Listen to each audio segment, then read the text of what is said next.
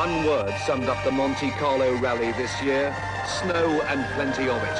It's the first time there's been a significant quantity at Monte time for 5 years, and it's an answer to the Audi team's repeated prayers for the slippery, difficult conditions in which the latest four-wheel drive Quattros could seek revenge from their principal rivals Lancia, who beat them in the World Championship last year. The two great teams prepare. Audi cohorts mass at Isola 2000 in France, while the Lancia Martini team gather at Sestriere in the Italian Alps.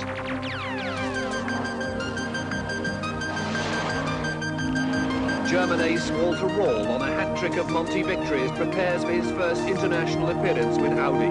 To be competitive, he must learn a variety of new techniques, like left-foot braking, first perfected by the Scandinavians. Lancia team leaders Marco Allen and Ilkka Kivimäki have never won this great rally. They were second last year. Spearheading Audi's World Championship effort in '84 is Swedish ace Stig Blomqvist. He too has yet to win a Monte. For most top teams, today's Monte Carlo rally is all about compromises. Compromises with tyres. The 2,250-mile route contains surface changes all the way, ranging from dry tarmac at low altitude, through patchy ice as the ascent steepens, to sheet ice, and finally thick snow at the summit. Such varied and treacherous conditions call for very accurate tyre choices and remarkable technology. With almost 330 horsepower, Lancia have the most powerful two-wheel drive car on the event. Of course, if you've got four-wheel drive, your problems are halved or quartered, because not only is traction far superior, there's far less wear and tear being demanded of each tyre.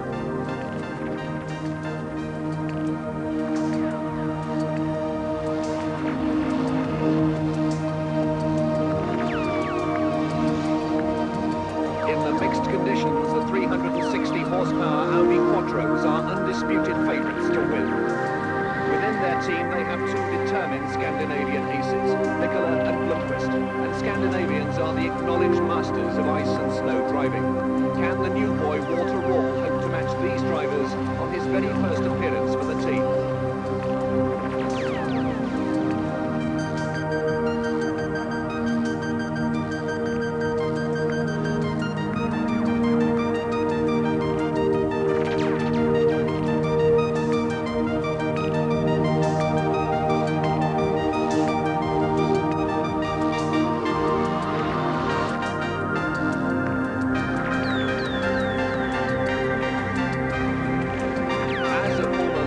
Team member, Walter Rall is widely regarded as the greatest rally driver of all time. Now, if he can absorb all the pressures upon him, master an Audi Quattro at his first attempt, and beat the Scandinavians on ice and snow, that accolade will be beyond dispute. Until last year, in my opinion, I was thinking maybe it's possible to win with a two-wheel driven car. But in last year, I saw and I learned that it's no way to win without four-wheel drive. That was the reason I don't want to miss any week without four-wheel drive. And that was the reason I said I have to try to get as soon as possible a four-wheel drive. Last year I have in 2-liter engine, now I have 2.1, and I have in 20-25 horsepower more, big compressor, and also I have in differential no longer. I have an average now 185 kilometers per hour.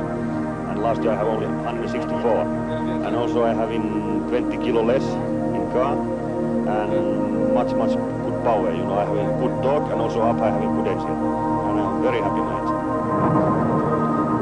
Special stage 2. Electric thunderstorms descend on the Alps.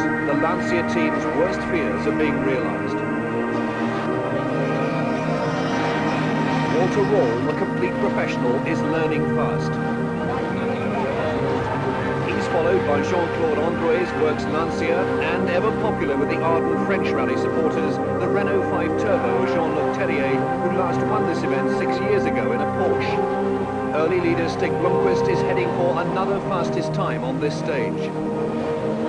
Bruno Sabi excels in another Renault. In the tiny village of Saint-Pierre-de-Chartreuse, the atmosphere is electric. Blomqvist still leads as the first daylight special stage begins at La Souche in the picturesque Ardèche region of France, but he's under great pressure from Rawl. The new boy is only 10 seconds behind. He's catching on fast.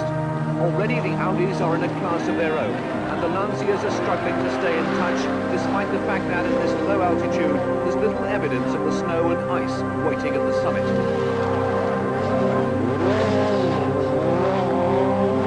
World champion Hannu Mikkola is being left behind as the battle between Blomqvist and Rawl unfolds.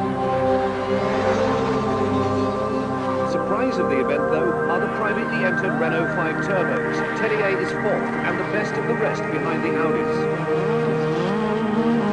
Blomqvist, the acknowledged Quattro expert, is very much aware that he's got a titanic struggle on his hands.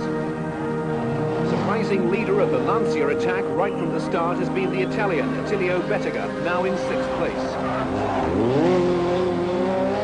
Bruno Sabi's Renault is 5th, but for the conventional front-engined rear-wheel drive cars like the Nissan, it's not a happy event. British driver Teddy Cavey is fighting back after an unfortunate early accident on a road section.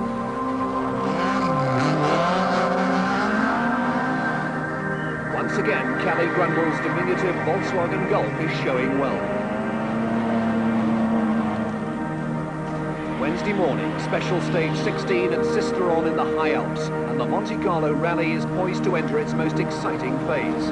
The amazing Walter Rawl is matching Stig Blomqvist's stage times, and these two great drivers are totally dominating the event.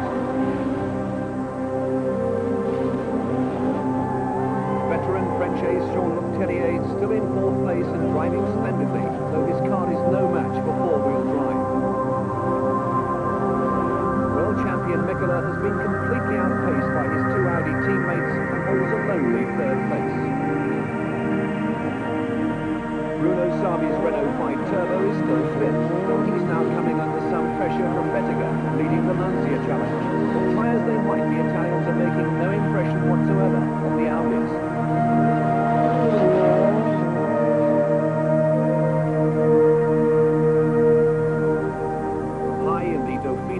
Near Gap, Blomqvist still leads Walter Rawl by a slender margin.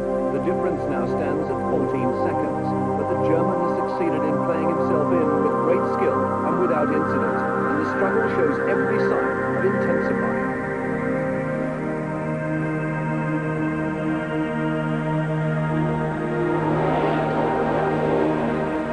Handling his new car with a verve that suggests years of familiarity, Rawl is giving the chase everything he's got.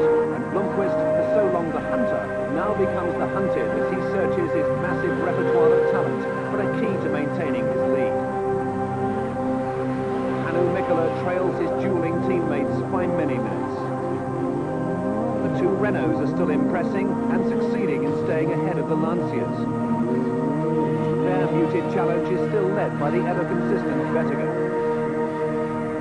As the cars arrive at Monte Carlo at the end of the first leg, the amazing Walter Rawl has taken the lead. For the rally, you said that if it was snowy, you wouldn't be able to match Stig and Hannu, but you have in fact done that. Yeah, we have seen the first 3 stages. It was my learning stages. But luckily I was learning quite fast. And after it was always getting better and better. I'm surprised that it was so good.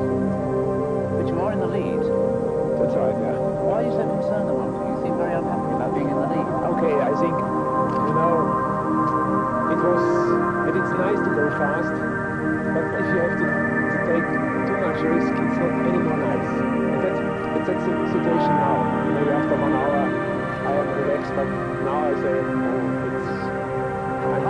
How many risks have you been taking then? Quite a lot, I tell you. Why though? Why do you need to? Yeah, of course, it was sure of us. Who is first here, he will win the rally. It's a tradition of this most famous rally that the first man to Monte Carlo will eventually win the event. Rawl's victory now looks likely as the cars wind down into the Principality for 24 hours rest halt. And so to Turini, the epitome of the Monte. And amid great revelry, it's clear that Rawl's lead is now secure under team orders. The Audis are holding position. Blomqvist must adhere to his 2nd place, while Mikkola in 3rd place is no less than 7 minutes adrift.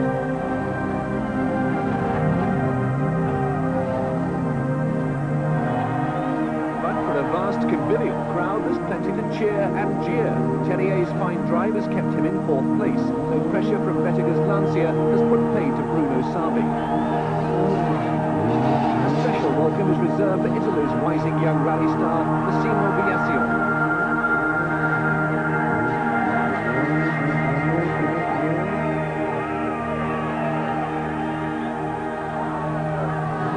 French driver Bernard Darniche in an Audi 80 Quattro also gets high appreciation marks. Well, it may not be quite as noisy or as tuneful as the Kop at Anfield on a Saturday afternoon, but for midnight and -2 degrees centigrade, it's not such a bad effort. After high-speed incidents on Berzay and Saint-Aubin, Marco Willen has fought back to 8th, just ahead of the spectacular Calais Grundle and his Golf GTI.